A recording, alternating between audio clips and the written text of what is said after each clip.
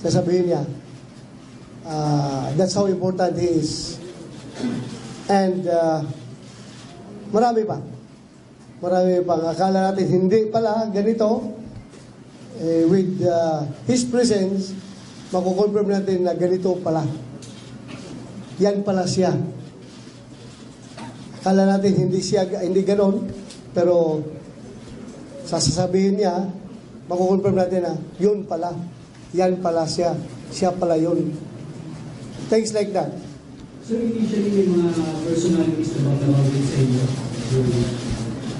Marami na. Hindi ba i-convert pa natin sa affidavit yung kanyang statement, then makipag-coordinate tayo sa DOJ kung ano magiging papel niya. Tatanggapin ba siya sa Witness Protection Program, which I suppose kukunin siya ng DOJ as a witness. So, depende na. What is important is makuna natin siya ng sworn statement para with the presence of his lawyer, of course. Nanay mo abogado, no? Nandito na, sir. Nandiyan na? Henrietta Ilan to be followed by Mark Macalalan. Sir, nagabit ba ni Kerwin na since nandito sa Camp of Ramin, natatakot ba niya siya sa mga pulis? Yeah, tanongin mo kung natakot ka ba sa pulis? Ako ang sasagutin ko. Ikaw ba kung natakot ka ba sa pulis? Ngayon, wala na akong takot sa pulis. Nakita ko yung kanilang pag-safety sa akin mula pagkuha nila doon sa Abu Dhabi hanggang dito sa Krami. Na-feel ko yung safety ko na safe na ako. Sir, may reaction ba siya dito sa pagkakapatay niya sa kanyang tatay? Ano yung kaniniwala niya dito? Sasabihin na niya sa affidavit niya. Sasabihin niya sa affidavit niya kung Mark Macalalan to be followed by Ivan Maynina. Good morning po. Sir, ask ko lang po kay Kerwin if pwede makuha yung sunod niya. Yung existence po ng blue and pink book na pagmamayari po ng tatay niya. Kasi according to attorneys Sulibaga, lawyer of Ormoc Mayor Richard Gomez, gawa-gawa lamang daw ito ni Alvera Chief Joven Espinido. And he was behind this blue and pink book. doon na yan sasabihin niya. That will be contained in his affidavit. Mga vital pieces of information yan. Sasabihin niya yan doon. Ikaw ba nagbigay ng blue book o pink book? Di ba yung father mo, hindi ikaw? Father ko. Yung father mo, di ba? Wala ba siya? Actually, nung lumabas yung blue book niya, green book niya, undaran na siya. Nandun na siya sa abroad. Yung father na lang niya, between his father at saka his late father at saka si Chief of Police ng Albuera na si Chief Inspector Espinido. Ivan Mayrina to be followed by Jeff Caparas. Follow-up. Sir, regarding the Senator Lacson believes that some people, particularly the names listed in the Blue Book, are still in touch with Kerwin. At ito raw yung recipient ng campaign contributions noong 2016 elections. Meron pa po bang connection si Kerwin kahit nasa Abu Dhabi na siya sa ilang alleged protector niya here in the Philippines, especially high official sa government? Noong panahon ng eleksyon, meron siya mga sinusuportahan sa eleksyon, meron siya binibigyan ng pera, pero as of now, nung undaran na siya, wala na daw siyang contact. Wala na siyang contact doon sa mga sinusuportahan niya. Pero inaamin niya na marami siyang sinusuportahan. May sinusuportahan siya noong eleksyon, nagbigay siya ng pera. He kept up enough money for during elections. Nilapitan siya. Ivan Mayrina to be followed by Jeff Caparas. Chief Bato, sir. Sa ngayon po, ano ang trato ng PNP kay Kerwin? Siya po ba ay isang arrested drug lord o siya po ay isang vital witness sa war against drugs? Both. Both. I understand meron din po siyang standing warrants for other crimes. Kung sakali pong gamitin siyang witness para sa drugs, ano po ang mangyayari sa ibang mga kaso niya? Ipapaubayan namin sa DOJ yan. Kung paano diskartehan ng DOJ yan. Sila na bahala ang mag-asikaso pagdating sa bagay na yan. But as of now, we are treating him both as an arrested suspect and as a witness. So ganun yun, binabalance lang namin yung aming treatment sa kanya. And very vital siya sa ngayon. Chief, with your indulgence, pwede po ako makapagtanong kay Kerwin. Between the time na mangyari po ito, nung magsimulang pumutok ang kanilang pangalan, until the time that he was arrested, can you tell us, pwede mo ba sabihin sa amin ano ang naging buhay mo, paano ka tumakas, paano ka nagtago? Since dito ka na rin naman, parang kwentuhan na lang. Taas-taas to. Taas. Ha? Mataas-taas na kwento. Okay, yung pagsibat mo na lang, yung ruta mo. Yung bakit ka nagka-decide nga mulayas, sibat ka, kasi yung ruta mo kung saan ka nadakpan ka. Sige, sabi. Pakiulit mo, sir. Nung time na unang pumutok ito, nung may mga nahuli na tao daw ninyo, nung sumuko na yung tatay mo, nanawagan sa'yo, malunga-lunga ka, sumuko ka na, hanggang sa araw na maaresto ka sa Abu Dhabi, paano ka nagtago? Saan ka nagpupunta? Paano naging buhay mo? Una sa lahat, kaya ako umalis sa bansa dahil nakita ko yung totoong tao na naging isang ama sa bayan ng Pilipino na ginagawa niya na talaga yung pagbabago. Sineryoso niya yung mga sa kriminalidad, lalo na sa droga. Kaya ako ay lumayas na sa bansa natin kasi takot na ako. Hindi ako lumayas na tatalikuran ko yung problema ko dito. Lumayas ako para madala ko sa malayong lugar yung mga anak ko at asawa ko para sila ay maging safe. At saka sabihin ko sa inyo, yung rota ko sa pag-alis ko ng bansa, hindi po ako nag-backdoor. Philippine to Kuala Lumpur, Kuala Lumpur to Phuket, Phuket to Bangkok, Bangkok to Hong Kong, Hong Kong to UAE. Yun po ang naging nangyari sa paglayas ko. Nag-disguise ka ba? Nagpagawa ka ng nagparetoke ka? Ano pang ginawa mo para to elude arrest? Wala. Inantayin ko na lang na ma-aristo ako. Sabihin mo, itong ilong niya. Ilong ko. Di ba yung ilong niya dati, Pango. may previous yan na picture na pango. Ito, So, patulis ginawa na. mo yan, Kerwin, para talaga hindi ka makilala, para maiba yung sugar mo. Hindi, ano na to. Dati na to. Dati na tong ginawa. The Jeff Raparas to be followed by April Rapales. General, kung pwede rin po sana kung si Kerwin din po yung sasagot ito, sir.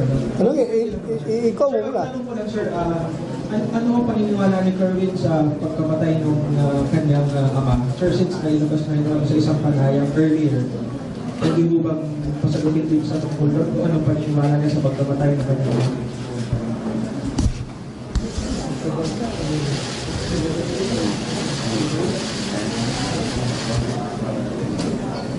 Ayaw lang daw niya mo lang sagutin. Doon lang sa pinabit niya sabihin. Okay. Kasi that will propel another speculation pag magsagot siya. Sir, may lumabas na din sa interview yata sa Na anong sinabi niya? about niya dun, sir, kung yung paniniwala niya doon sa Anong sinabi niya doon? Sinabi niya, ramp out daw siya. drop out. Bahala lang. Sige lang, tingnan na natin. Sasabihin naman niya lahat yan. Wala siya man doon. Wala niya yun. Yung kanyang, paano niya tinignan yung sitwasyon. Alangan, bias siya, father na yun. So, ganoon talaga pagtingin niya. So, meron na mga investigation doon. Can we hear it straight from Kerwin? Ayaw nga daw niya magsabi. Sinabi niya. Sinabi naman niya noon, di ba? O, huwag mo ulitin ngayon. Sinabi naman niya doon pala kaya. April Rapales to be followed by Joy Cantos. Sir, good morning. Tanong po dito para kay Kerwin Espinosa. So, sir, habang nasa abroad ka po, ano po yung means of communication po sa inyong pamilya?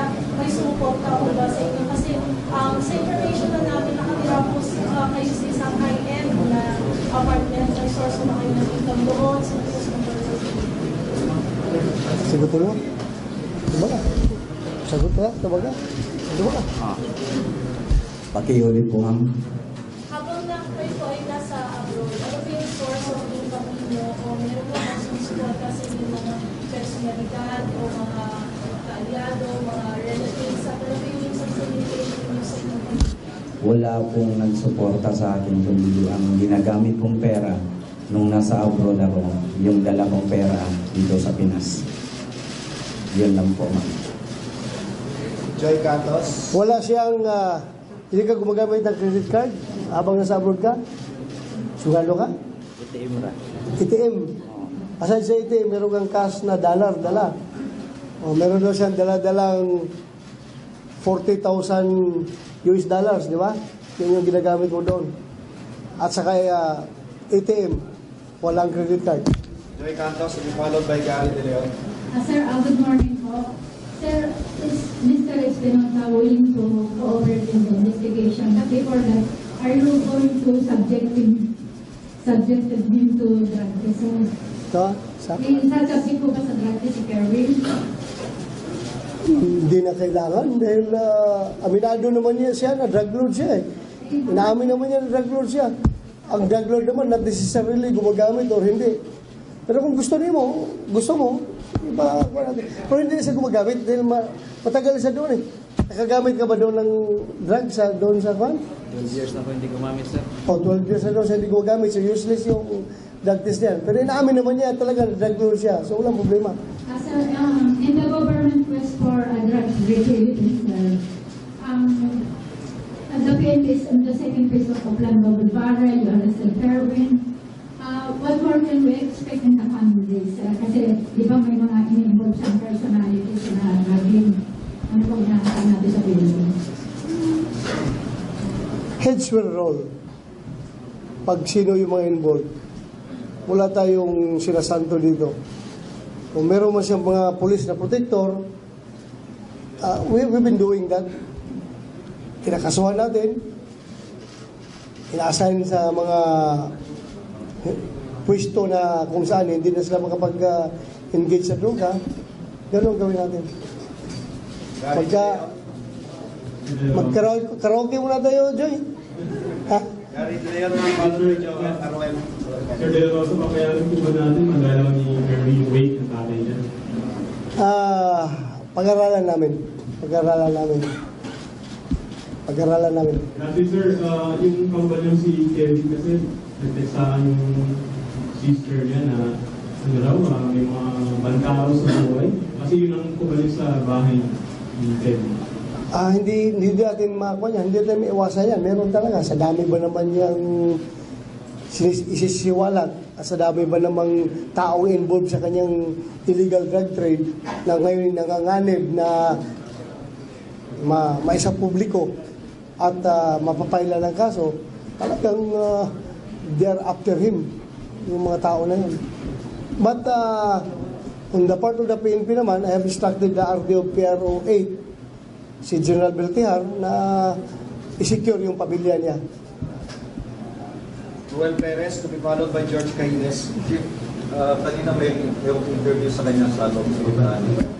And he was mentioning na hindi daw siya drug lord ng Eastern Visayas. Hindi daw. Hindi daw po siya drug lord ng Eastern Visayas. Nag-regret pala. Tama ba yun? Kuan yan. Depende yan sa paningin niya. Kung ano yung kanyang papel. Pero we have our way of classifying drug personalities. As far as the PNP is concerned, he's a drug lord.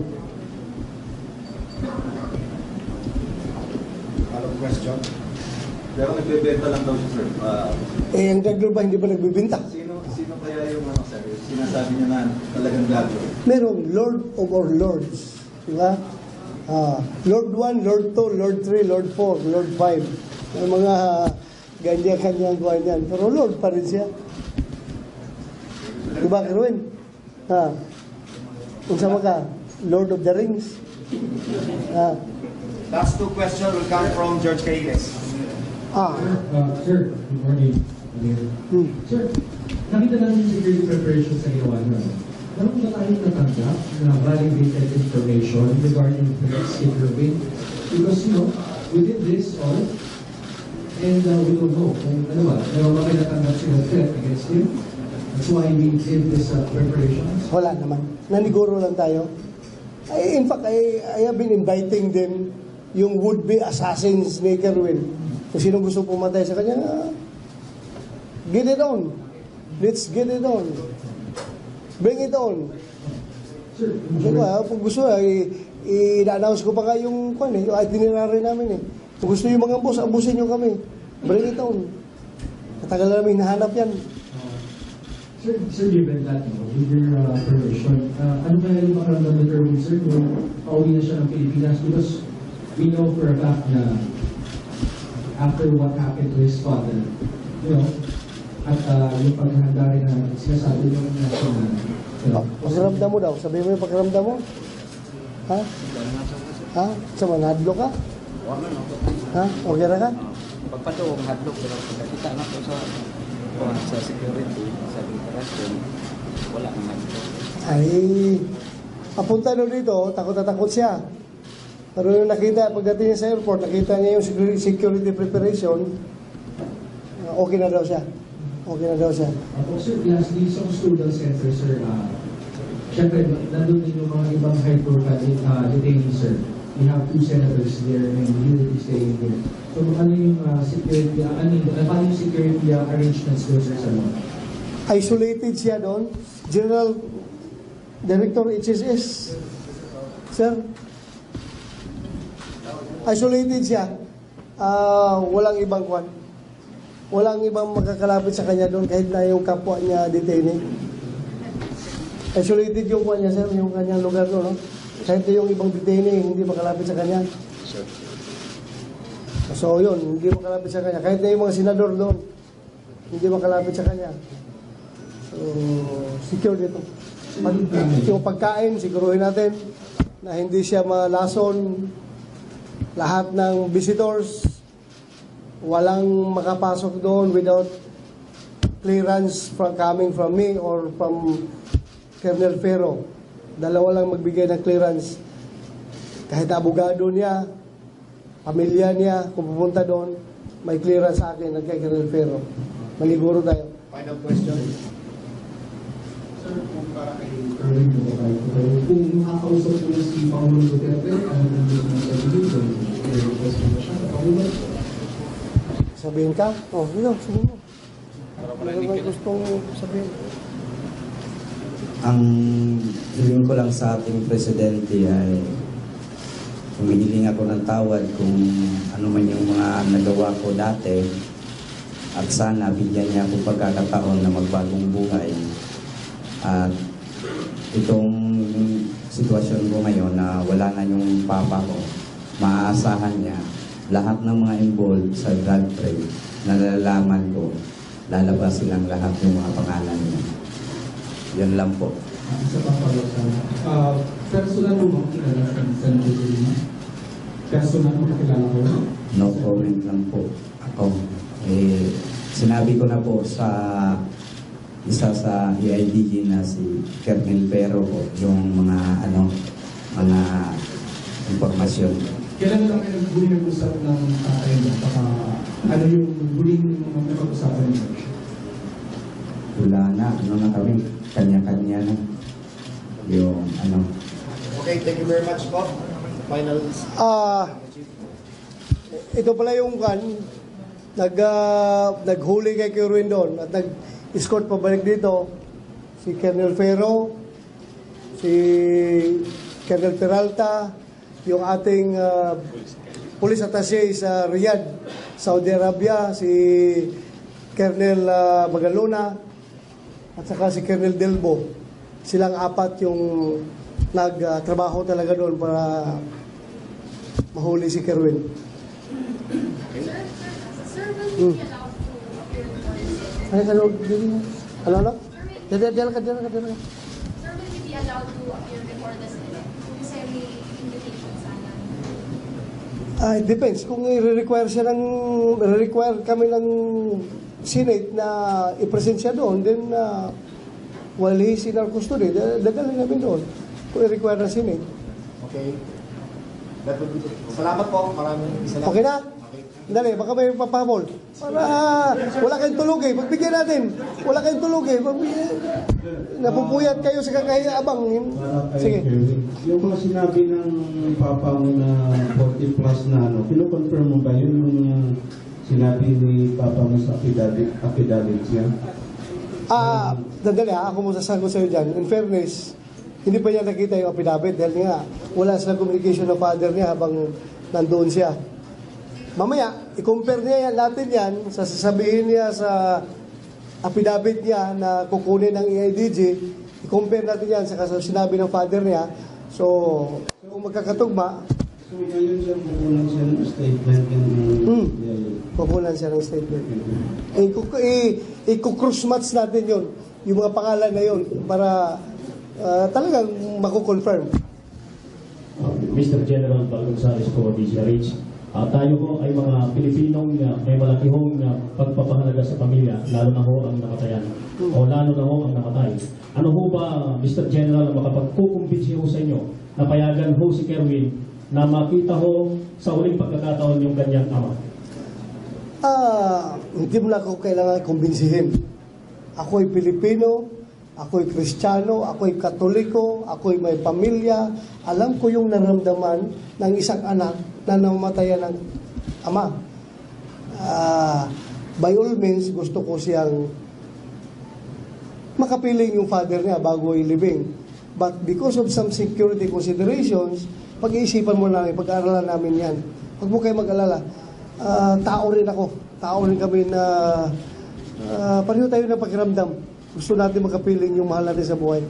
Hanapan namin ang paraan yan. At kung mag-determine namin na okay, pwede siyang dalhin doon, then maybe lang maybe, we will consider that. So, medyo, sorry kung itatanong ko po ito, General, pero hirap po ang PNP na pangalagaan ho ang seguridad ni Kerwin sakaling siya ho ay papalik po sa Albuera. Hindi hirap. The PNP is on top of everything. Wala kaming kinatakutan na sinong nagtitreat sa kanya. In fact, hinahamon ko pa nga. Sino yung gustong pumatay kay Kerwin, andito din si Kerwin, puntahan nyo, atakihin nyo yung Camp Crame. Kung gusto niyo yung mamatay si Kerwin, umatak kayo dito. We cannot be cowed by this, itong mga kriminal na ito, itong mga sindikato na ito, kami lang nandiguro lang dahil sayang din eh. Namatay na yung father niya, tapos mamatay na naman ito. Wala na mangyari yung ating gira sa droga. Wala nang, itong mga malalaking tao na sa taas na ma-implicate, masaya sila. Kung mamatay ito, wala nang magdidiin sa kanila. Kaya naniguro lang tayo. Pag sinabi mo na kami takot, wala po kami kinatakutan. Pagdating sa masasamang tao, hindi po kami natatakot. Sir, Ann Sobrano Bogorado. Sir, tanong ko lang kay Kerwin, kung nalaman niya or nabantaan niya yung panawagan ng father niya dito sa Camp Crame na sumusunod. Tama, nakarating ba sa'yo yun? Yung umiyak yung father mo dito, kasama ko nung nag-surrender siya, umiyak siya, nakiusap sa'yo na umuwi ka na, nasa Malaysia ka noon. Umiiyak siya na nakiusap sa'yo na umuwi ka na para wala ka kabalo? So wala siyang alam, sir. Hindi pala, hindi nakarating sa kanya dahil undaran na nga siya, nasa Malaysia na siya nung panahon yun. Saka wala na kayong contact, di ba? Meron, wala. Kasi ang father niya, na habang nasa White House noon, every now and then, naghanap talaga na paraan na makontak siya. Pero yung sabi ng father mo, nakontak daw ka daw through your auntie. Yung auntie mo ata nakakontak sa'yo, na sinabihan ka na nag-surrender na yung father mo dito. Tapos pinapauwi ka, wala ba yung auntie mo na nagkontak sa'yo? Wala. Yung sa Amerika? Oo, parang Amerika. Wala. Wala? Wala siyang sinabi sa akin. Wala sinabi. Last question. May kamag-anak ba siya dito ngayon? May mga kamag-anak bang pumunta? Nandito yung kanyang sister at saka abogado niya. Andyan yun? Andyan yung sister niya? Andyan. Ano pa? Ha? May tatanong ba? Abogado? Saan ang abogado? Meron. Kailangan niya pagkuha ng pinabit mamaya assisted by counsel. Chief, yung nagbigay po na impormasyon that led to the arrest of Kerwin, makakakuha po ba yan ng reward? there any bounty for his arrest? Formally, wala pa naman, hindi siya, wala pa ito, nakalagay na ba ito sa DILG reward list natin? Wala. Wala, negative. Pero depende na kay Presidente kung magbigay si Presidente ng reward dahil, di ba sabi niya na magbigay siya pag man-neutralize. Depende na kay Presidente kung magbigay siya. Tatanungin ko na lang. Kung magbigay ha. Baka mamaya aasa yung informant doon na merong pan. Actually, in fairness naman doon sa informant, Pilipino siya na nagmamalasakit sa nangyayari sa ating bayan. At talagang sumusuporta siya. Kaya siya tumawag sa atin sa kinaroroonan ni Kerwin. Kilala mo na yung informant mo? Yung nagsasabi kung saan ka, kilala mo na? Ha? Sino? Sige lang. Last. Sir, si Kerwin Espinosa, pagkatapos natin mahuli, sino nang sunod sa listahan ng PNP? Meron bang tinatarget ngayon, archival target, o magbabase tayo sa testimonya sa salaysay ni Kerwin? Marami pa. Hindi ko lang sabihin dahil yung mga bahay nila, lilinisin nila ng gusto. Wala nang makuha doon pag ni-raid natin. Meron, marami pa. At saka, itong sasabihin niya, that will bolster everything. And the more tayong maniniwala na talagang dapat talagang magkikis build up tayo dito sa mga tao na ito. Dahil nga, sa sasabihin niya. Sir, having said that, how high up in government ang inabot na kinabang kay Kerwin Espinosa? Lagi mo nababanggit, Senator Ben Secretary, now Senator Laila De Lima. Pero baka ba mas mataas sa kanya? Gano'n po malawak in government ang naging pakinabang kay Kerwin? Aabot sa ganung punto, ganung level, depende sa makukuha natin yung affidavit sa kanya. Kasi initially, mayroon na siyang sinabi. Just don't put those words in my mouth. Hintayin na natin maglabas galing sa kanya. Basta, nasa mataas. Mataas yung abutin. Sir, si Franz Sabalones, ano na lang yung Franz Sabalones, yung drug lord na sumuko dito sa inyo dati? Oo, ano na nangyari sa kanya? Kaso na diba tayo sa kanya? Saan na po siya? Ano na umabot sa kanya? Kinasuhan niya na si IDJ. Dahil tanungin ko si IDJ, basta kinasuhan yun. Okay. Thank you very much po. Magandang umaga po sa inyo. Thank you for staying awake. So, pwede na kayo matulog. Ha? Matulog, ha? Bili pa. Mag-report pa sir. Mag-report pa kayo. Matulog na kayo at magpahinga na rin kami. All right, we just listened to PNP Chief Ronald De La Rosa speaking in front of the media regarding the arrival of Kerwin Espinosa here in the Philippines. He arrived at 4 o'clock this morning from a flight from Abu Dhabi and was personally escorted by De La Rosa from the airport to Camp Crame. He arrived wearing a bulletproof vest. De La Rosa assures the media that Kerwin will be kept safe while here in the Philippines. Kerwin spoke before the media as well and answered some questions. He said that he left the country because he feared for his safety.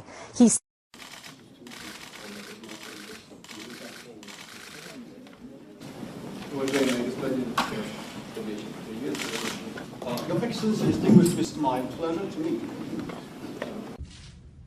Not only because you represent a great country, but your leadership too. And we've been longing to be a part also of this presidency. We've been longing to be a part of Europe, especially in the commerce and trade all over the world. Of late, I see a lot of these Western nations bullying this movement. And not only that, they are into so much hypocrisy. And they seem to start a war, but are afraid to go to war. That is what's wrong with America and the others. waging war in so many places, in Vietnam, Afghanistan, and in Iraq. And for one single reason that there was a weapon of mass destruction, and there was none. You insist, if you're allied with them, that they follow you. Congratulations, Mr. President. Well, historically, it's quite a short period of time around partnership between our countries. И вы должны познакомиться не только потому, что вы представляете великую страну, но и для ваших личных лидерских. How was the bilateral talks with China?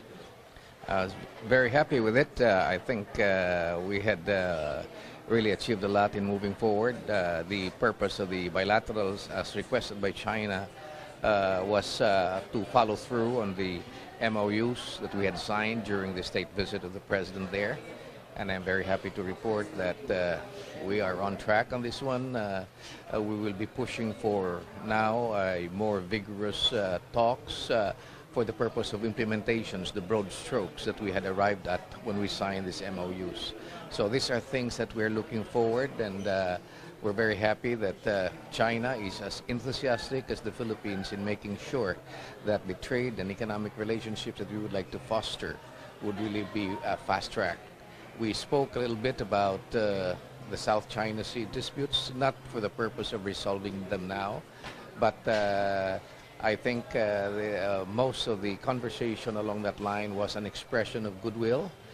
We have the assurance, we have not asked for it, but this is a voluntary action on the part of the Chinese that our fishermen will continue to be having free access to their traditional fishing grounds. And more than that, the Chinese has even offered our fishermen opportunities for them to develop and train to make sure that their livelihood as fishermen will be strongly supported, and they will even be able to engage themselves in the culturing of fishes that would sustain their families and their livelihood.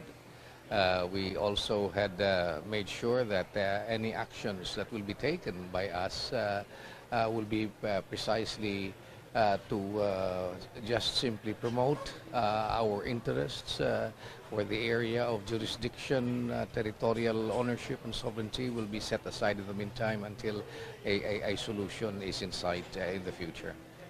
Overall, the general mood of our president with the bilateral talks with China? Very optimistic, and we have instructions from the president to also move forward fast on this.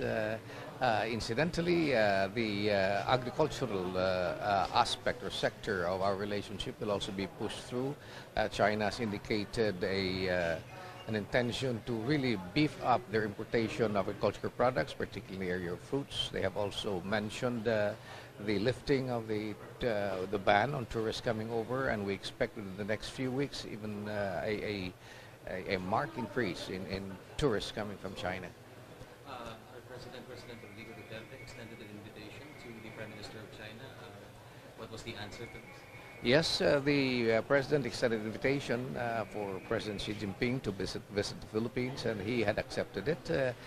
But more significantly also, you know, the President of China had indicated that they will be hosting the BRICS conference in September of next year in Russia. That will involve, of course, the BRICS countries, but had asked personally for the President to be a participant in that very important conference because of the ASEAN leadership that is going to be hosted by the President or by the Philippines in 2017. And also, how was the bilateral talks with Russia today? You had a very busy morning, so how did it go? Yes, that one was also very encouraging. We had agreed to really foster a stronger trade relationship with Russia. We acknowledge that in the past somehow, even as we are celebrating long years, 70 or 40 years of diplomatic relationship with Russia, our relationship has not really matured, especially in the area of trade and investments. and commercial relationship. But this time, we are going to push through for it. The President had explained to President Putin the historical basis of our present situation and why it was necessary for us to really engage in an independent foreign policy. And I would like to tell our people that it is very important for everybody to make sure that in order for them to successfully move forward in forging a brighter future for our country, they must learn from the mistakes in the past. Unless we're able to recognize that and acknowledge that there were mistakes made, there will be no way that we can move forward. And I think the President conveyed this message quite clear to the President of Russia. Also, one last question for Russia. Did the President also extend an invitation to the Russian government? Oh yes, the President of Russia, President Putin, had formally extended an invitation for the President to go to Russia. And this will be preceded by a trip that I will have to undertake there this December, and I look forward for even a more optimistic and closer and more detailed discussions of the President with the head of state of Russia, and that will be or mark the beginning of our entering into various agreements that would achieve our objectives and goals. Thank you very much. Okay, thank you. You had ask kayo mabuntan. Ha? Magandang gabi. Una sa ating mga balita, nagkita na rin sina Pangulong Rodrigo Duterte at Russian President Vladimir Putin sa Lima, Peru. Sa kanilang paghaharap sa 24th Asia-Pacific Economic Cooperation o APEC Summit, nagpaabot ng pagbati si President Putin kay Pangulong Duterte sa pagkakapanalo nito sa nakaraang presidential elections. Nagkasundo ang dalawang bansa na palakasin pa ang ugnayang diplomatiko. May report si Rocky Ignacio. Nagkasundo ang Pilipinas at Russia na palakasin pa ang ugnayan diplomatiko. Naganap ang pinakaabangang pagkikita ni Pangulong Rodrigo Duterte at Russian President Vladimir Putin sa Lima, Peru, kung saan kapwa dumadalo ang dalawang leader sa 24th Asia-Pacific Economic Cooperation ng APEC Summit. Sa pagharap ng dalawa, agad ipinabot ni President Putin ang pagbati sa naging panalo ni Pangulong Duterte noong May 9 presidential elections. Ang petsa na naging masayang bahagi rin sa kanila dahil sa pagwawakas ng digmaan laban sa Nazi. Your Excellency, distinguished Mr. My pleasure to meet you.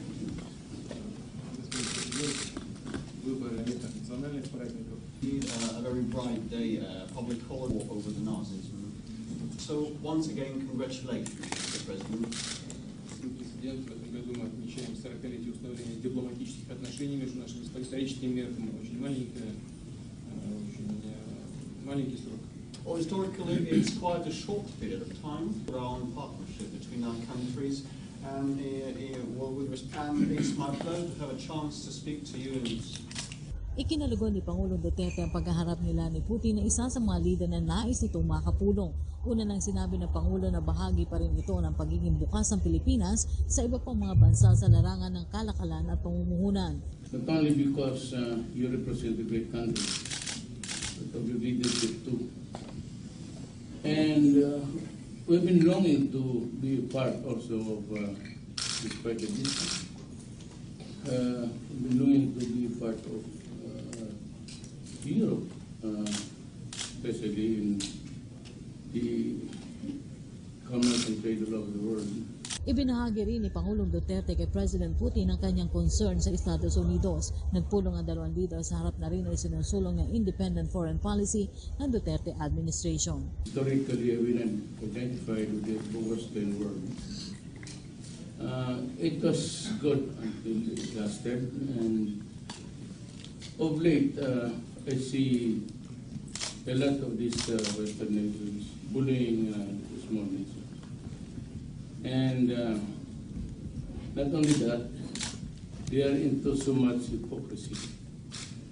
And they seem to start a war, but are afraid to go to war. That is what's wrong with America and the other. They've been waging war in so many places, in Vietnam, in Afghanistan, and in Iraq. And for one single reason, that there was a weapon of mass destruction. There was none. But allied with them, that the following, they go to the Korean War, nothing happened, we got defeated. They also got soldiers, Filipino soldiers in both Iraq and Vietnam, and nothing happened. Then they went on an expedition in Iraq, on an excuse of weapons of mass destruction, and there was none. And what they forced my country to contribute military forces.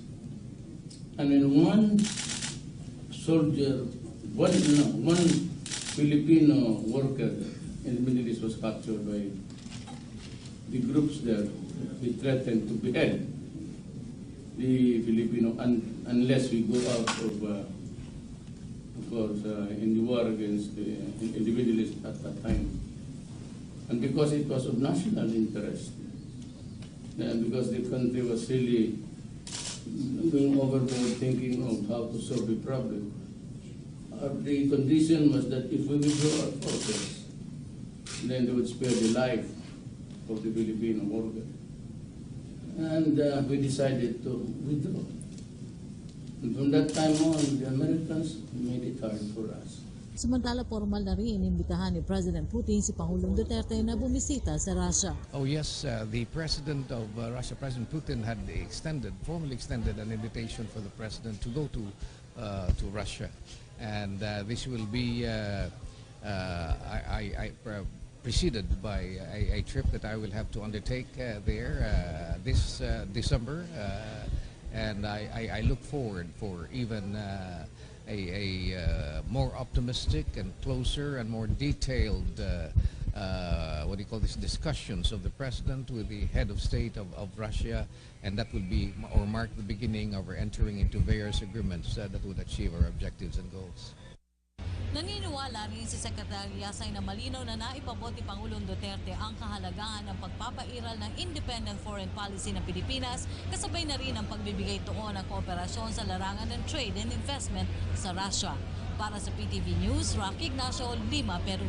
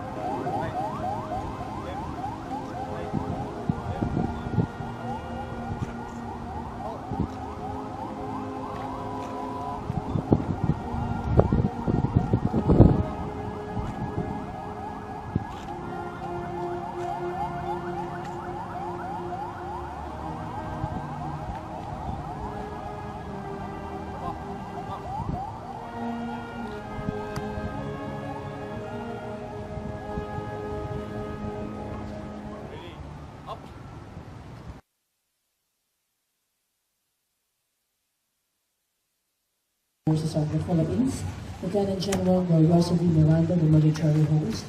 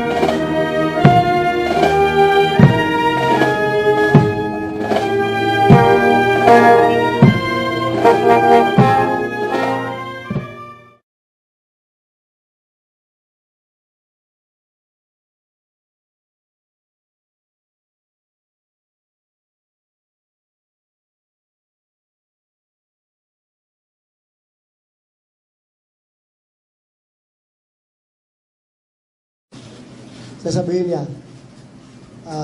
that's how important he is. And marami pa. Marami pa. Akala natin hindi pala ganito.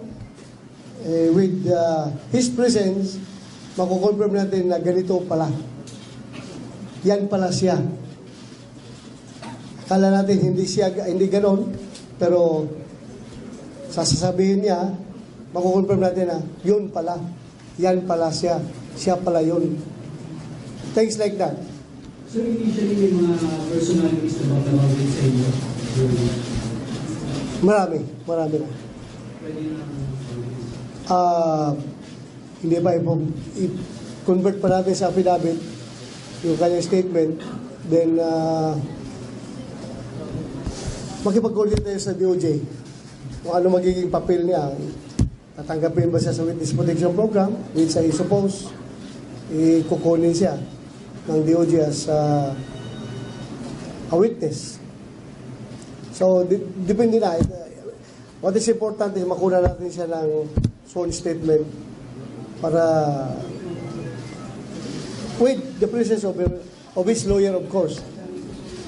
Nanay mo abogado, no? Nandito na, sir. Nandiyan na? Henrietta Ilan to be followed by Mark Macalalat. Sir, nagabit ba ni Kerwin na since nandito siya sa Campo Crame, natatakot pa niya siya sa mga pulis? Yeah, tanongin mo kung natakot ka ba sa pulis? Ako ang sasagutin. Ikaw ba kung natakot ka ba sa pulis? Ngayon, wala na akong takot sa pulis. Nakita ko yung kanilang pag-safety sa akin mula pagkuha nila doon sa Abu Dhabi hanggang dito sa Crame. Na-feel ko yung safety ko na safe na ako. Sir, may reaction ba siya regarding sa pagkakapatay niya sa kanyang tatay? Ano yung kaniniwala niya dito? Sasabihin na niya sa affidavit niya. Sasabihin niya sa affidavit niya kung anong... Mark Macalalat to be followed by Ivan Maynina. Good morning po. Sir, ask ko lang po kay Kerwin if pwede makuha yung sagot niya. Yung existence po ng blue and pink book na pagmamayari po ng tatay niya. Kasi according to Attorney Sulibaga, lawyer of Ormoc Mayor Richard Gomez, gawa-gawa lamang daw ito ni Alvera Chief Joven Espinido. And he was behind this blue and pink book. Doon na yan sasabihin niya. That will be contained in his affidavit. Mga vital pieces of information yan. Sasabihin niya yan doon. Ikaw ba nagbigay ng blue book o pink book? Di ba yung father mo, hindi ikaw? Father ko. Yung father mo, di ba? Wala naman siya. Actually, nung lumabas yung blue book niya, green book niya, undaran na siya. Nandun na siya sa abroad. yung father na lang niya, between his father at saka his late father at saka si Chief of Police ng Albuera na si Chief Inspector Espinido. Ivan Mayrina to be followed by Jeff Caparas. Follow-up. Sir, regarding the Senator Lacson believes that some people, particularly the names listed in the Blue Book, are still in touch with Kerwin. At ito raw yung recipient ng campaign contributions noong 2016 elections. Meron pa po bang connection si Kerwin kahit nasa Abu Dhabi na siya sa ilang alleged protector niya here in the Philippines, especially high official sa government? Noong panahon ng eleksyon, meron siya mga sinusuportahan sa eleksyon, meron siya binibigyan ng pera, pero as of now, yung undaran na siya, wala na daw siyang kontak. Wala na siyang kontak doon sa mga sinusuportahan niya. Pero inaamin niya na marami siyang sinusuportahan. May sinusuportahan siya noong eleksyon, nagbigay siya ng pera. He kept up enough money for during elections. Nilapitan siya. Ivan Mayrina to be followed by Jeff Caparas. Chief Bato, sir. Sa ngayon po, ano ang trato ng PNP kay Kerwin? Siya po ba ay isang arrested drug lord o siya po ay isang vital witness sa war against drugs? Both. I understand meron din po siyang standing warrants for other crimes. Kung sakali pong gamitin siyang witness para sa drugs, ano po ang mangyayari sa ibang mga kaso niya? Ipapaubayan namin sa DOJ yan. Kung paano diskarte ng DOJ yan. Sila na bahala mag-asikaso pagdating sa bagay na yan. But as of now, we are treating him both as an arrested suspect and as a witness. So ganun yun. Binabalance lang namin yung aming treatment sa kanya. And very vital siya sa ngayon. Chief, with your indulgence, pwede po ako makapagtanong kay Kerwin. Between the time na mangyari po ito, nung magsimulang pumutok ang kanilang pangalan, until the time that he was arrested, can you tell us, pwede mo masabihin sa amin, ano ang naging buhay mo, paano ka tumakas, paano ka nagtago? Since dito ka na rin naman, parang kwentuhan na lang. Taas-taas. Ha? Pataas-taas na kwento. Okay, yung pagsibat mo na lang, yung ruta mo. Yung bakit lang nagka-decide nga mo layas, sibat ka, kasi yung ruta mo kung saan ka nadakpan ka. Sige, sige. Pakiulit mo, sir. Nung time na unang pumutok ito, nung may mga nahuli na tao daw ninyo, nung sumuko na yung tatay mo, nanawagan sa'yo, malunga-lunga pa, nasubuko ka na, hanggang sa araw na maaresto ka sa Abu Dhabi, paano ka nagtago? Saan ka nagpupunta? Paano naging buhay mo? Una sa lahat, kaya ako umalis sa bansa dahil nakita ko yung totoong tao na naging isang ama sa bayan ng Pilipino na ginagawa niya na talaga yung pagbabago. Sineryoso niya yung mga sa kriminalidad, lalo na sa droga. Kaya ako ay lumayas na sa bansa natin kasi takot na ako. Hindi ako lumayas na tatalikuran ko yung problema ko dito. Lumayas ako para madala ko sa malayong lugar yung mga anak ko at asawa ko para sila ay maging safe. At saka sabihin ko sa inyo yung ruta ko sa pag-alis ko ng bansa. Hindi po ako nag-backdoor. Philippine to Kuala Lumpur, Kuala Lumpur to Phuket, Phuket to Bangkok, Bangkok to Hong Kong, Hong Kong to UAE. Yun po ang naging nangyari sa paglayas ko. Nag-disguise ka ba? Nagpagawa ka ng nagparetoke ka? Ano pang ginawa mo para to elude arrest? Wala. Inantayin ko na lang na ma-aristo ako. Sabihin mo, itong ilong niya. Ilong ko. Di ba yung ilong niya dati, Pango. may previous yan na picture na pango. Ito, So, patulis ginawa na. ko yan, Kerwin, para talaga hindi ka makilala, para maiba yung tsura mo. Hindi, ano na to. Dati na to. Dati na tong ginawa.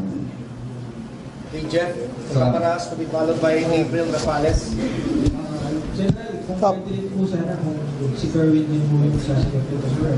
Ano, ikaw mo muna. Tanong ko lang, sir, ano ang paniniwala ni Kerwin sa pagkamatay ng kanyang ama? Sir, since nailabas na yun sa isang panayam earlier, hindi mo bang pasagutin din sa tungkol doon kung anong paniniwala niya sa pagkamatay ng kanyang ama?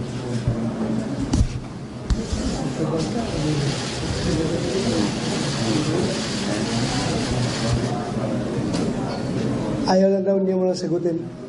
Doon lang sa pinabit niya sabihin. Kasi that will propel another speculation pag magsagot siya. Sir, may lumabas na rin sa interview yata sa Na anong sinabi niya?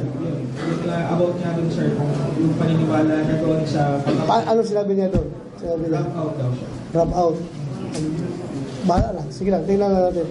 Sasabihin naman niya lahat yan. Wala siya man doon. Wala niya yun. Yung kanyang, paano niya tinignan yung sitwasyon. Alangan, bias siya, father na yun. So, ganoon talaga pagtingin niya. So, meron na mga investigation doon. Can we hear it straight from Kerwin? Ayaw nga daw niya magsabi. Sinabi niya. Sinabi naman niya noon, di ba? O, Colonel Ferro, si Colonel Peralta, yung ating police attaché sa Riyadh, Saudi Arabia, si Colonel Magalona, at saka si Colonel Delbo. Silang apat yung nagtrabaho talaga doon para mahuli si Kerwin. Sir, will you be allowed to appear before this? Ano? Diyan ka. Sir, will you be allowed to appear before the Senate? Kung isa may invitation sana. It depends. Kung i-require kami ng Senate na i-present siya doon, then while he's in our custody, dadalhin namin doon. Kung i-require ng Senate. Okay. That would be it. Salamat po. Maraming salamat. Okay na? Dali, baka may papamol. Para wala kayong tulog eh. Pagbigyan natin. Wala kayong tulog eh. Napupuyat kayo sa kakahiabang. Sige. Yung mga sinabi ng papa mo na 40 plus na ano, kino-confirm mo ba yun yung sinabi ni papa mo sa affidavit siya? Dadali ako mo sasagot sa'yo dyan. In fairness, hindi pa niya nakita yung affidavit dahil nga wala silang communication ng father niya habang nandoon siya. Mamaya, i-compare niya yan, natin yan, sasabihin niya sa affidavit niya na kukunin ng EIDG, i-compare natin yan sa sinabi ng father niya. So, kung magkakatugma, so ngayon siya kukunan siya ng statement kukunan siya ng statement. I-cross-match natin yun, yung mga pangalan na yun, para talagang makukonfirm. Mr. General Balgonzales po, DCRH. Tayo po ay mga Pilipinong may malakihong pagpapahalaga sa pamilya, lalo na ho ang namatayan, o lalo na ho ang namatay. Ano ho ba, Mr. General, ang makapagkukumbinsi ho sa inyo na payagan ho si Kerwin na makita ho sa huling pagkakataon yung kanyang ama? Hindi mo na ako kailangan kumbinsihin. Ako'y Pilipino, ako'y Kristiyano, ako'y Katoliko, ako'y may pamilya. Alam ko yung naramdaman ng isang anak na namatayan ng ama. By all means, gusto ko siyang makapiling yung father niya bago ilibing. But because of some security considerations, pag-iisipan mo namin, pag-aaralan namin yan. Huwag mo kayo mag-alala. Tao rin ako. Tao rin kami na pareho tayo ng pakiramdam. Gusto natin makapiling yung mahal natin sa buhay. Hanapan namin ang paraan yan. At kung mag-determine namin na okay, pwede siyang dalhin doon, then maybe, maybe lang maybe, we will consider that. So, medyo, sorry kung itatanong ko po ito, General, pero hirap po ang PNP na pangalagaan ho ang seguridad ni Kerwin sakaling siya ho ay papalik po sa Alvera. Hindi hirap. See, the PNP is on top of everything. Wala kaming kinatakutan na sinong nagtitreat sa kanya. In fact, hinahamon ko pa nga. Sino yung gustong pumatay kay Kerwin? Andito din si Kerwin, puntahan nyo. Atakihin nyo yung Camp Crame. Kung gusto niyo yung mamatay si Kerwin, umatak kayo dito. We cannot be cowed by this itong mga kriminal na ito, itong mga sindikato na ito. Kami lang nandiguro lang dahil sayang din eh. Namatay na yung father niya, tapos mamatay na naman ito. Wala na mangyari yung ating gira sa droga. Wala nang, itong mga malalaking tao na sa taas na ma-implicate, masaya sila kung mamatay ito. Wala nang magdidiin sa kanila. Kaya naniguro lang tayo. Pero pag sinabi mo na kami takot, wala po kami kinatakutan. Pagdating sa masasamang tao, hindi po kami natatakot. Sir, I'm Sobrano Bongorado. Sir, tanong ko lang kay Kerwin, kung nalaman niya or nabantaan niya yung panawagan ng father niya dito sa kampo namin na sumuko. Tama, nakarating ba sa'yo yun? Yung umiyak yung father mo dito, kasama ko nung nag-surrender siya, umiyak siya, nakiusap sa'yo na umuwi ka na, nasa Malaysia ka noon. Umiiyak siya na nakiusap sa'yo na umuwi ka na para wala ka kabalo? So wala siyang alam, sir. Hindi pala, hindi nakarating sa kanya dahil undaran na nga siya, nasa Malaysia na siya nung panahon. Saka wala na kayong contact, di ba? Meron? Wala. Kasi ang father niya, na habang nasa White House noon, every now and then, naghanap talaga na paraan na makontak siya. Pero yung sabi ng father mo, nakontak daw ka daw through your auntie. Yung auntie mo ata nakakontak sa'yo, na sinabihan ka na nag-surrender na yung father mo dito. Tapos pinapauwi ka, wala ba yung auntie mo na nagkontak sa'yo? Wala. Yung sa Amerika? Oo, parang Amerika. Wala. Wala? Wala siyang sinabi sa akin. Wala sinabi. Last question. Ah. Kamag-anak ba siya dito ngayon? May mga kamag-anak bang pumunta? Andito yung kanyang sister at saka abogado niya. Andyan yun? Andyan yung sister niya? Andyan. Ano ba? Ha? May tatanong ba? Abogado? Saan ang abogado? Meron. Kailangan niya pagkuha ng pinabit mamaya assisted by counsel. Chief, yung nagbigay po na impormasyon that led to the arrest of Kerwin, makakakuha po ba yung reward?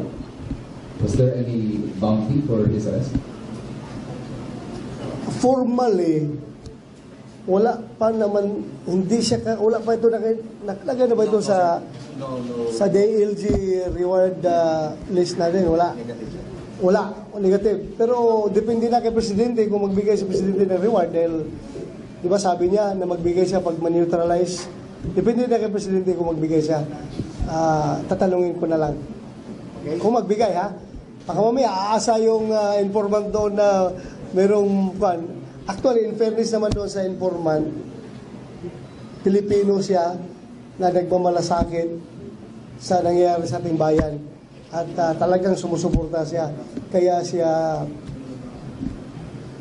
siya tumawag sa atin sa kinaroroonan ni Kerwin. Kilala mo na yung informant mo? Yung nagsabi kung saan ka, kilala mo na? Ha? Sino? Sige lang. Last. Sir, si Kerwin Espinosa, pagkatapos natin mahuli, sino ang sunod sa listahan ng PNP? Meron bang tinatarget ngayon, arbal target, o magbabase tayo sa testimonya sa salaysay ni Kerwin? Marami pa. Hindi ko lang sabihin dahil yung mga bahay nila, lilinisin nila ng gusto. Wala nang makuha doon pag ni-raid natin. Meron, marami pa. At saka, itong sasabihin niya, that will bolster everything. And the more tayong maniniwala na talagang dapat talagang mag-case build up tayo dito sa mga tao na ito. Dahil nga, sa sasabihin niya. Sir, having said that, how high up in government ang inabot na kinabang kay Kerwin Espinosa? Lagi po nababanggit, Senator Ben Secretary, now Senator Laila De Lima. Pero pa po ba mas mataas sa kanya? Gano'n po ba lawak in government ang naging pakinabang kay Kerwin? Aabot sa ganung punto, ganung level, depende sa makukuha natin ang affidavit sa kanya. Kasi initially, mayroon na siyang sinabi. Just don't put those words in my mouth. Hintayin na natin maglabas galing sa kanya. Basta, nasa mataas. Mataas yung abutin. Sir, yung si Franz sa Balones, ano na lang yung Franz sa Balones, yung drug lord na sumuko dito sa inyo dati? Ah. Oo, ano na nangyari sa kanya? Yung kaso na diba tayo sa kanya? Saan na po siya? Ano yung umaabot sa kanya? Kinasuhan niya na si IDJ. Yeah. Dahil, tanungin ko si IDJ, basta kinasuhan yun. Okay. Thank you very much po. Magandang umaga po sa inyo. Thank you for staying awake. So, pwede na kayo matulog. Ha? Matulog, ha? Dili pa? Mag-report mo sir. Mag-report pa kayo. Matulog na kayo at magpahinga na rin kami. All right, we just listened to PNP Chief Ronald De La Rosa speaking in front of the media regarding the arrival of Kerwin Espinosa here in the Philippines. He arrived at 4 o'clock this morning from a flight from Abu Dhabi and was personally escorted by De La Rosa from the airport to Camp Crame. He arrived wearing a bulletproof vest. De La Rosa assures the media that Kerwin will be kept safe while here in the Philippines. Kerwin spoke before the media as well and answered. Kapulong. Una nang sinabi ng Pangulo na bahagi pa rin ito ng pagiging bukas ng Pilipinas sa iba pang mga bansa sa larangan ng kalakalan at pamumuhunan. Not only because you represent a great country, but of your leadership too. And we've been longing to be a part also of this project. We've been longing to be a part of Europe, especially in the commerce and trade all over the world. Ibinahagi rin ni Pangulong Duterte kay President Putin ang kanyang concern sa Estados Unidos. Nagpulong ang dalawang leader sa harap na rin ay sinusulong ng independent foreign policy ng Duterte administration. Historically, we have identified with the Western world. It was good until it lasted, and of late, I see a lot of these Western nations bullying the small nations. And not only that, they are into so much hypocrisy. And they seem to start a war, but are afraid to go to war. That is what's wrong with America and the other. They've been waging war in so many places, in Vietnam, in Afghanistan, and in Iraq. And for one single reason that there was a weapon of mass destruction, and there was none. But allied with them, that they follow you.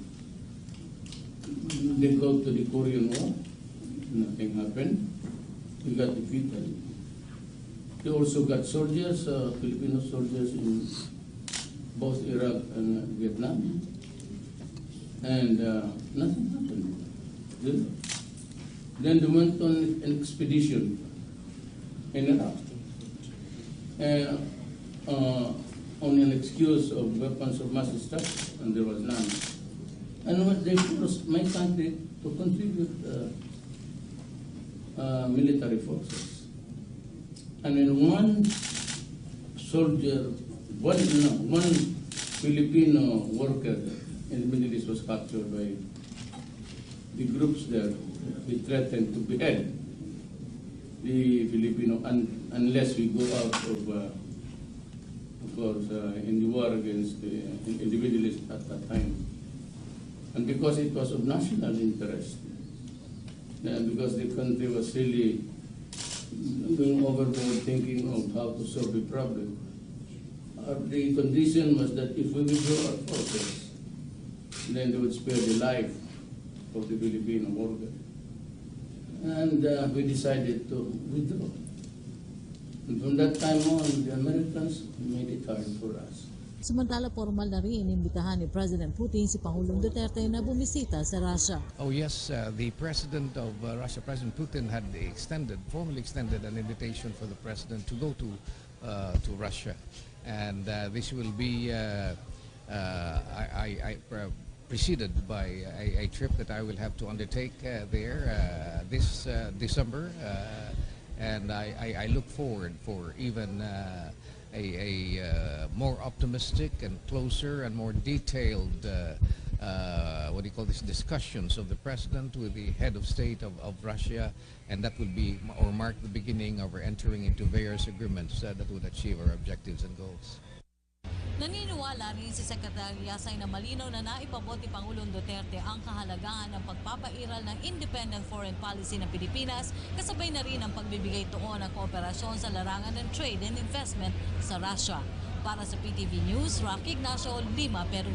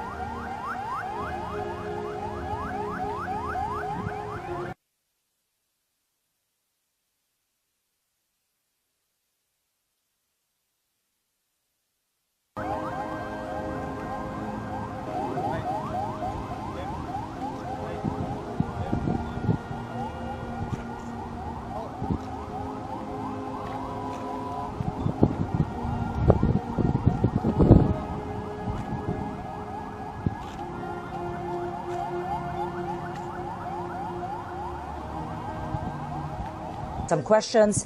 He said that he left the country because he feared for his safety.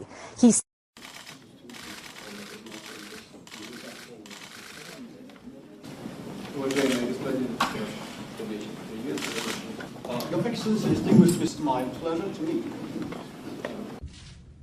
Not only because you represent a great country, but your leadership too.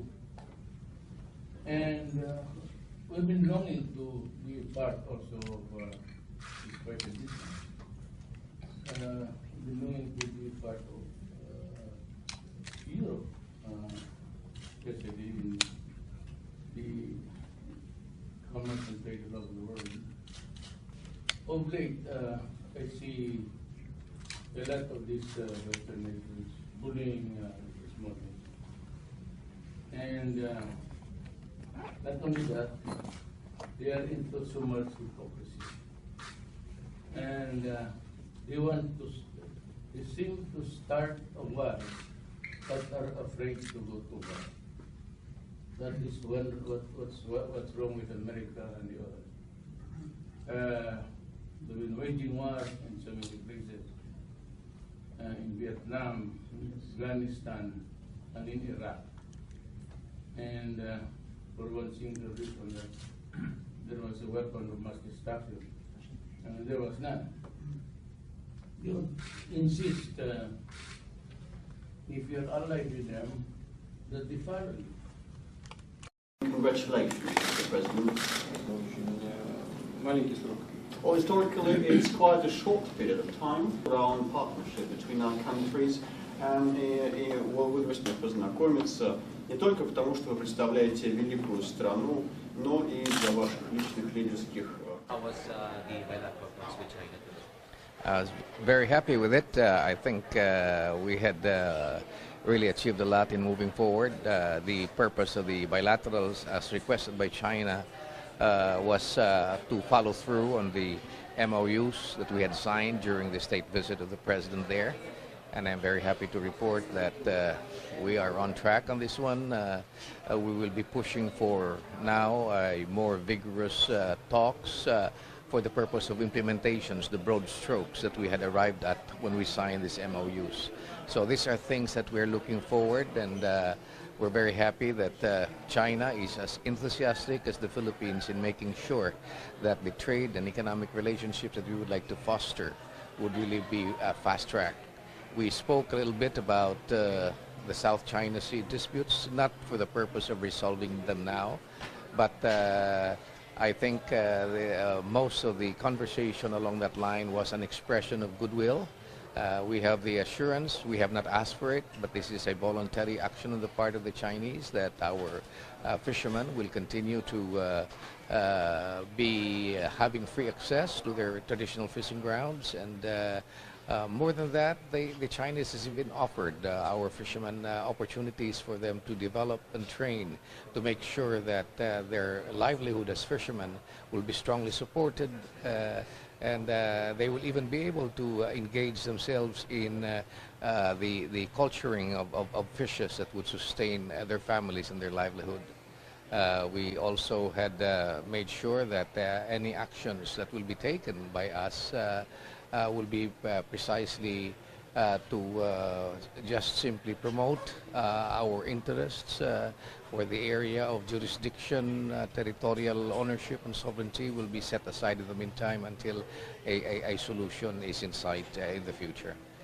Overall, the general mood of our president with the bilateral talks with China? Very optimistic, and we have instructions from the president to also move forward fast on this. Incidentally, the agricultural aspect or sector of our relationship will also be pushed through. China has indicated an intention to really beef up their importation of agricultural products, particularly in the area of fruits. They have also mentioned the lifting of the ban on tourists coming over, and we expect in the next few weeks even a marked increase in tourists coming from China. Our President Rodrigo Duterte extended an invitation to the Prime Minister of China. What was the answer to this? Yes, the President extended an invitation for President Xi Jinping to visit the Philippines, and he had accepted it. But more significantly also, the President of China had indicated that they will be hosting the BRICS conference in September of next year in Russia. That will involve, of course, the BRICS countries, but had asked personally for the President to be a participant in that very important conference because of the ASEAN leadership that is going to be hosted by the President or by the Philippines in 2017. And also, how was the bilateral talks with Russia today? You had a very busy morning, so how did it go? Yes, that one was also very encouraging. We had agreed to really foster a stronger trade relationship with Russia. We acknowledge that in the past somehow, even as we are celebrating long years, 70 or 40 years of diplomatic relationship with Russia, our relationship has not really matured, especially in the area of trade and investments and commercial relationship. But this time we are going to push through for it.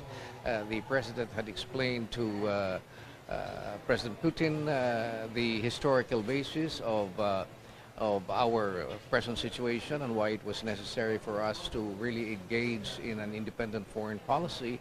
And I would like to tell our people that it is very important for everybody to make sure that in order for them to successfully move forward in forging a brighter future for our country, they must learn from the mistakes in the past. Unless we're able to recognize that and acknowledge that there were mistakes made, there will be no way that we can move forward. And I think the President conveyed this message quite clear to the President of Russia.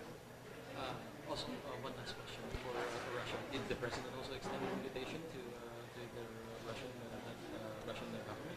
Oh yes, the President of Russia, President Putin, had formally extended an invitation for the President to go to Russia. And this will be preceded by a trip that I will have to undertake there this December. And I look forward for even a more optimistic and closer and more detailed discussions of the President with the head of state of Russia, and that will be or mark the beginning of our entering into various agreements that would achieve our objectives and goals. Thank you very much. Okay, thank you. You had taas kayo mabuntan. Ha? Magandang gabi. Una sa ating mga balita, nagkita na rin sina Pangulong Rodrigo Duterte at Russian President Vladimir Putin sa Lima, Peru. Sa kanilang paghaharap sa 24th Asia-Pacific Economic Cooperation o APEC Summit, nagpaabot ng pagbati si President Putin kay Pangulong Duterte sa pagkakapanalo nito sa nakaraang presidential elections. Nagkasundo ang dalawang bansa na palakasin pa ang ugnayang diplomatiko. May report si Rocky Ignacio. Nagkasundo ang Pilipinas at Russia na palakasin pa ang ugnayan diplomatiko. Naganap ang pinakaabangang pagkikita ni Pangulong Rodrigo Duterte at Russian President Vladimir Putin sa Lima, Peru, kung saan kapwa dumadalo ang dalawang leader sa 24th Asia-Pacific Economic Cooperation ng APEC Summit. Sa pagharap ng dalawa, agad ipinabot ni President Putin ang pagbati sa naging panalo ni Pangulong Duterte noong May 9 presidential elections. Ang petsa na naging masayang bahagi rin sa kanila dahil sa pagwawakas ng digmaan laban sa Nazi. Your Excellency, distinguished Mr. My pleasure to meet you.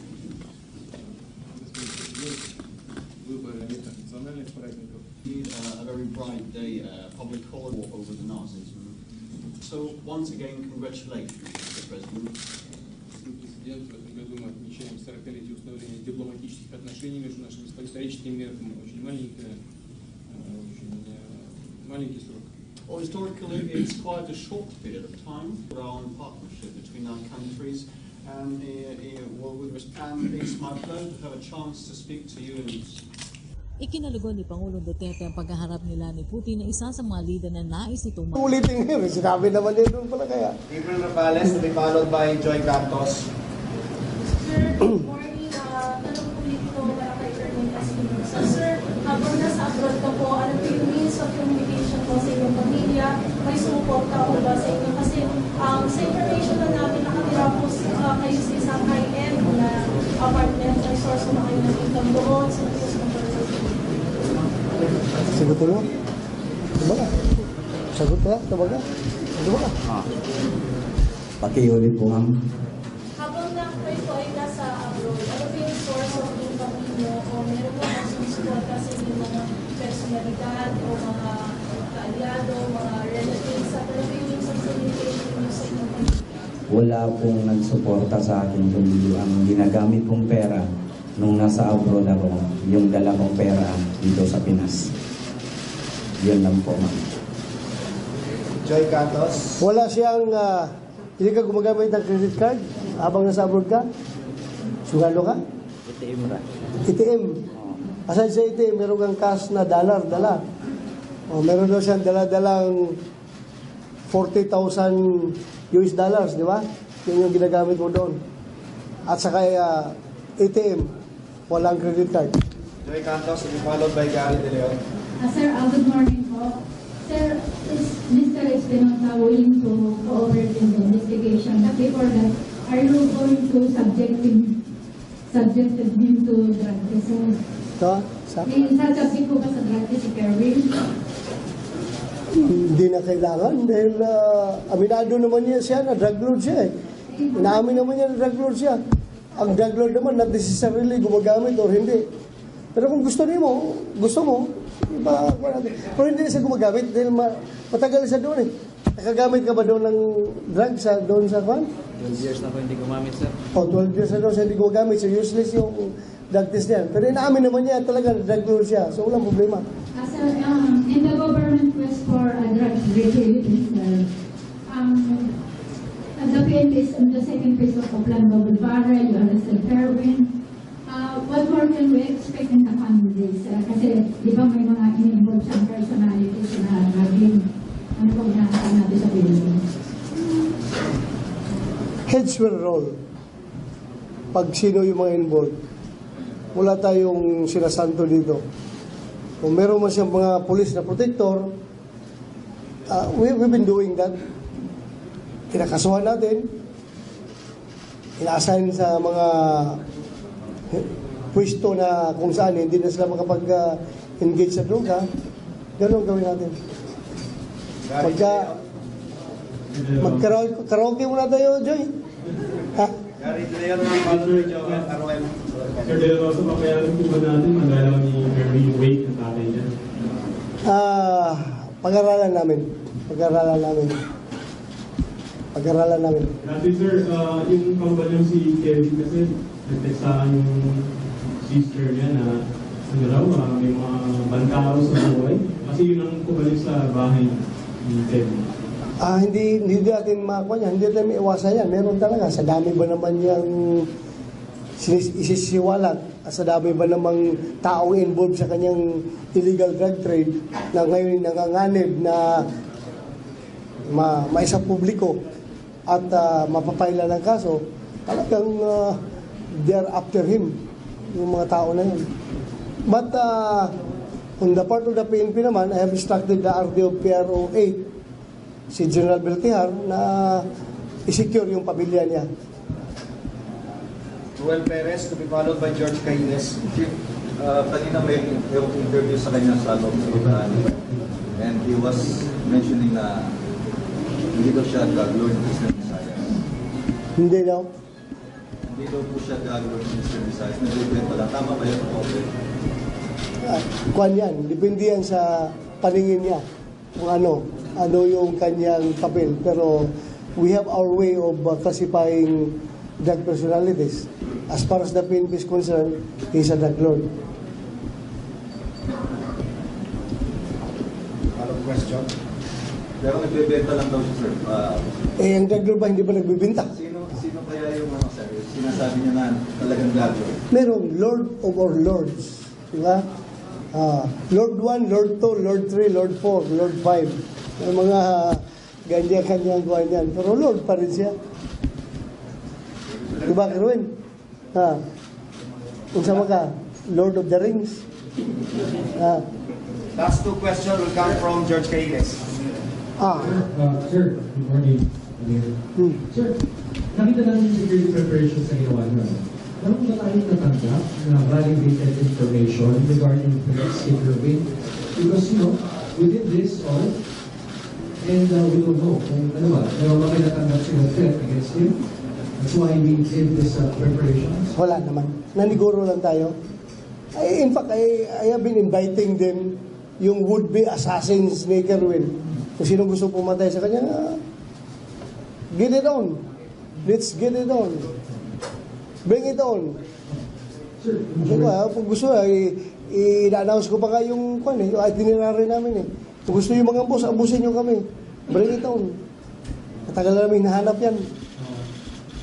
Sir, given that, with your permission, ano ba yung makaramdam ni Kerwin, sir, kung pauwi na siya ng Pilipinas? Because we know for a fact na after what happened to his father, at yung paghahanda rin na sinasabi yung national. Pagkaramdam mo daw. Sabihin mo yung pagkaramdam mo. Ha? Ha? Sama, nahadlo ka? Ha? Okay na ka?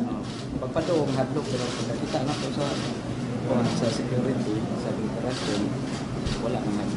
Ay, papunta daw dito, takot na takot siya. Pero yung nakita, pagdating niya sa airport, nakita niya yung security preparation, okay na daw siya. Okay na daw siya. Sir, lastly, sa student center, sir, syempre, nandun din yung mga ibang high-profile detainees, sir. We have 2 senators there and we will be staying there. So, ano yung security, paano yung security arrangements doon, sir, sa mga? Isolated siya doon. General Director HSS. Sir, isolated siya. Walang ibang kwan. Walang ibang makakalapit sa kanya doon kahit na yung kapwa niya detainee. Isolated yung kwan niya, sir, yung kanyang lugar doon. No? Kahit yung ibang detainee, hindi makalapit sa kanya. So yun, hindi makalapit sa kanya. Kahit na yung mga senador doon, hindi makalapit sa kanya. So, secure dito. Yung pagkain, siguruhin natin na hindi siya malason.